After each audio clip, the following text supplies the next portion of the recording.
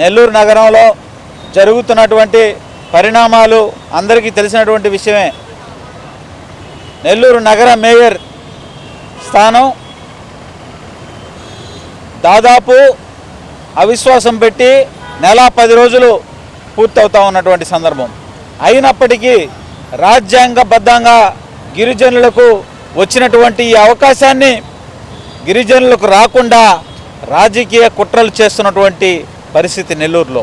వైజాగ్లో ఇదే మేయర్ 10 రోజుల్లో నూతన మేయర్ని ఎన్నుకుంటే కనీసం నెల్లూరులో నెల 10 రోజులు జరుగుతున్నప్పటికీ కూడా ఇంతవరకు నూతన మేయర్ నోటిఫికేషన్ కూడా రిలీజ్ చేయనటువంటి పరిస్థితి.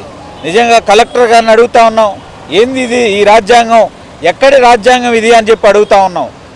డాక్టర్ బాబాసాహెబ్ అంబేద్కర్ గారు అణగారిన వర్గాల కోసం రాజ్యాంగంలో రిజర్వేషన్ని పొందుపరిచి అది కూడా తూతూ మంత్రం అయినప్పటికీ కనీసం ఆ కుర్చీలో కూర్చోడానికి కూడా ఈ రాజకీయ పెద్దలు నెల్లూరు జిల్లాలో ఉన్నటువంటి ఆంధ్రప్రదేశ్లో వైజాగ్లో 10 రోజుల్లో అదే ముఖ్యమంత్రి, అదే రాష్ట్ర మున్సిపల్ శాఖ మంత్రి, అదే రాజ్యాంగం, అదే మున్సిపల్ చట్టం ఉన్నటువంటి నెల్లూరులో మాత్రం ఇంతవరకు ఎందుకు ఆ పదవికి నోటిఫికేషన్ ఇవ్వలేదు అని ప్రశ్నిస్తున్న 10 సార్లు ప్రశ్నిస్తున్న కనీసం ఈ ప్రభుత్వానికి ఈ నెల్లూరు జిల్లాలో ఉన్నటువంటి పెద్దలకి కనీసం చీమ కుట్టినట్టు కూడా లేదు అంటే నిజంగా చాలా దౌర్భాగ్యం.